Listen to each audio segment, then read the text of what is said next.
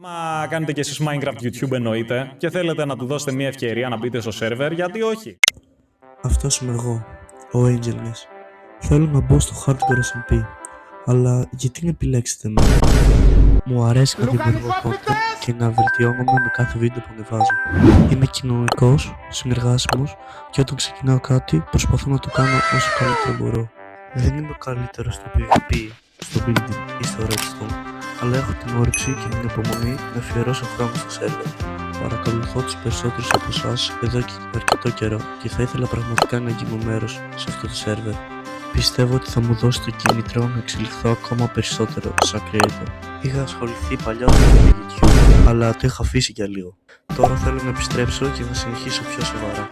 Αν μου δώσετε την ευκαιρία, θα είμαι ενεργό μέλος στο server και θα ανεβάζω σταθερά content. Ευχαριστώ για τον χρόνο σας.